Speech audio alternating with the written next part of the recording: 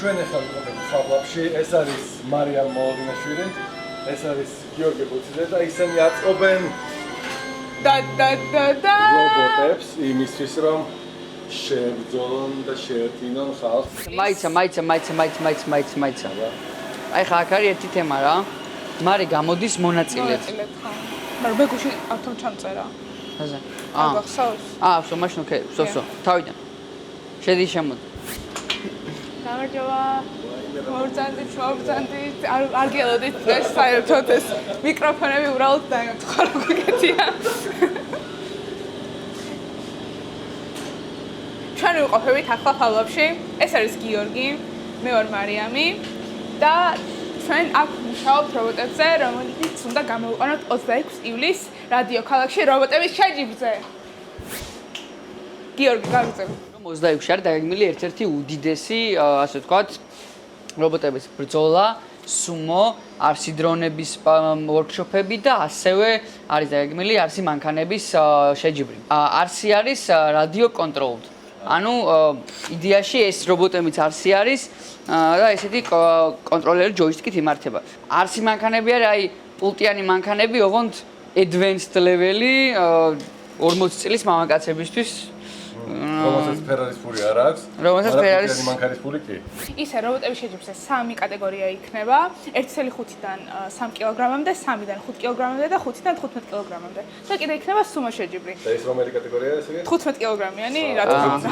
ეს არის სუმოს რობოტი და დაახლოებით გავსი ტიპის იქნება სუმოს შეჯიბრება, გადააგდებენ ერთმანეთს არენადან და ეს იქნება სრულიად ავტონომური. ანუ ამას ესე ვთქვათ კონტროლი არ აქვს, ეს თავის დაკონტროლებს თავის თავს, მაგრამ აი ეს დიდი წონით კატეგორიები და რობოტების ბრძოლა რაც გვაქვს, აქ უკვე შემოდის ადამიანი, ოპერატორი და თავისივე აწყობილ დაპროექტებულ რობოტებს ისინი მართავენ, ებრძოლებიან ერთმანეთს და რომელიც გადარჩება, მოკლედ ამ ბრძოლის შემდგომ გადადის შემდეგ რაუნდში. ძალიან ბევრი პრიზი არის, ზოგადად ფონდი, ესე ვთქვათ, prize pool რაც არის, გვაქვს 25,000 ლარიანი ფული და ეს ნაწილდება სუმოზე და აი ამ რობოტების ბრძოლაზე. მოდი განვიხილოთ აი ამ 15 კილოგრამიანი წონით კატეგორიის რობოტს. ესეთი ვარიანტი არის რა იდეაში, რომ ჩვენ მონაწილეობას ვერ ვიღებთ ფიზიკურად, ვინაიდან ვართ ორგანიზატორები, მაგრამ მეც რომ გავწყვეტ რომ ერთმანეთთან, ნუ ხო მარიამ შენ არ ხარ ორგანიზატორი, ასე რომ შეგიძლია. ჩვენ ავაწყეთ ჩვენ პონჩი 2 სალი რობოტი და ერთმანეთი უნდა დავლეწოთ მერე მეგობრულ ვარიანტში, ფრენდლი ბრძოლაში. ეს არის მეორე რობოტი, რომელიც ჯერ არ არის. ვურცელოთ. და წარმოიდგინეთ რომ გაგიჩნდეთ მსგავსი ტიპის რობოტები იბრძოლებენ ერთად. ორი რობოტი შედის და ერთმანეთს ამტრევს. კი. არის კიდევ 2 წონით კატეგორია, როგორც გითხარით, 5 კილოგრამიანი რობოტები დაახლოებით ამის ნახევარი იქნება, მაგრამ 5 კილოგრამიანებში და 1,5 კილოგრამიანებში იქნება უფრო ბევრი, შეიძლება თქვა 4 რობოტი შევიდეს ერთად და უფრო სანახაობრივი იყოს მთლიანად ეს ბრძოლები. აი ეგეთ შემთხვევა იყო თურმე ადრე, რომ აი ძალმა ჩაიცვა ეს რობოტის ფორმა და ზაღლი შეუშვეს. თავისი ჩაიცვა. და ეგრე მოხდა, რომ Optimus Prime ვარო და გამანებეთ თავიო და ზეით ვარიანტებიც ხდება. ეს ორი რობოტი ერთმანეთს უნდა შეერკინონ, ამაზე გიორგი მუშაობს ძირითადად და ამაზე ცოტნე და სანამ შეერკინებენ თან ისიც გითხარით თქვენი აზრით ვინ მოიგებს ამ შეჯიბრში, კარგად გადაუღეთ ორივე რობოტს, რომ კარგად გამოჩნდეს პოტენციალი. By the looks of it ძალიან მარტივია ამაზე პასუხის გაცემა. ეს ხე არის ახაც?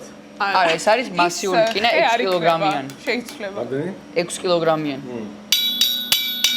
ვალე.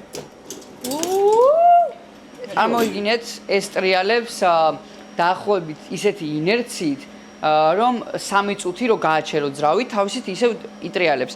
დაახლოებით 40 წამი ჭირდება, რომ max speed-ზე ავიდეს, ამიტომ ოკეია, რომ ესე უცებ თუ თქვა ჩართავ, მაგრამ რეკომენდაცია რა თქმა უნდა არ აქვს, რომ ფეხი იყოს ახლოს. ეს ძალიან პატარა აკუმულატორი ჩანს მაგისთვის და რამდენი დაპირებ კი? რატოა პატარა? მე მაგალითად დრონებზე ვიყენებ ეს ელემენტებს და ჩემ დრონებსაც 3-4 წუთი აქვს საშუალოდ რეინჯი. მაგრამ მანდ არის ერთი პრობლემა. ეს ერთი ელემენტი დაახლოებით 150 ლარი ღირს. ანუ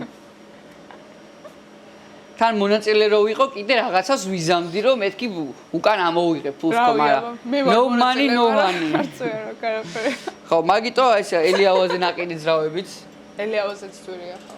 აი აქ ნასვარკას თუ დააკვირდები, მიხვდები, რომ ვიღაცა ტიპმა აიღო ეს სვარკა, ანუ მე და ვისწავლე იმავე დღეს, როცა დავიწყეთ აი ეს სვარკა რა.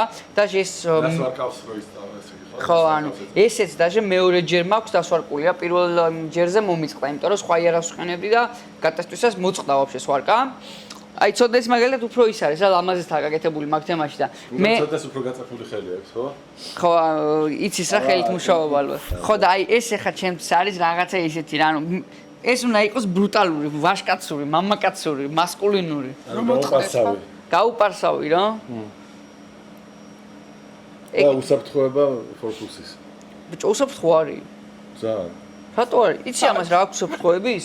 ნახე, ყველა რობოტს, რომელიც ჩვენ გვეყოლება, ანუ ეს მონაწილეები, რა თქმა უნდა, kill switch-ი ექნება და ასევე ექნება ყველა იარაღს, აი ასეთი სტიკი, ეს ახლა პირობითად ავიღე, მაგრამ იარაღი ვაიდა ვთქვათ რაღაცნაირად დატრიალდა, ყველა აბსოლუტურად უნდა იყოს აღჭურვილი ესეთი სტიკით, რომელიც ესე ჩააჭობენ და მექანიკურად ჩაკეტავს. ამაშივე დამონტაჟებული უნდა იყოს. კი. და ბრძოლის წინ ამოიღებენ. ეს არის ერთ-ერთი წესი.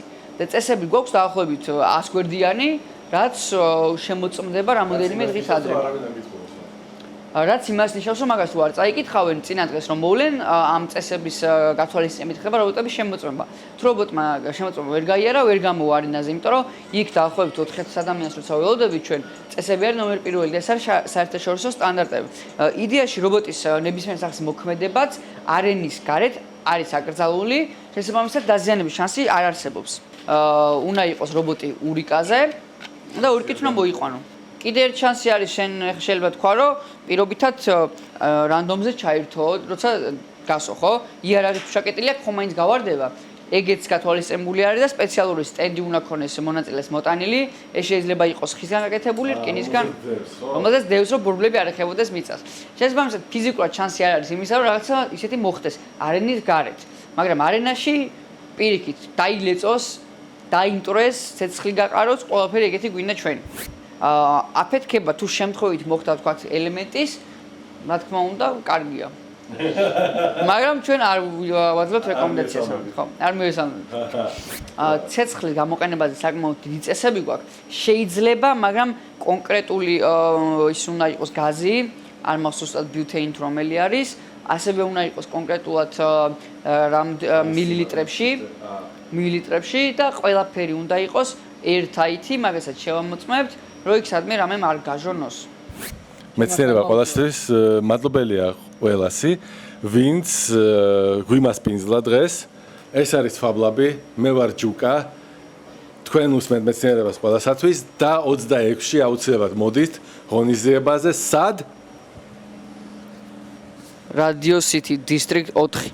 Radio City District 4. კარგად.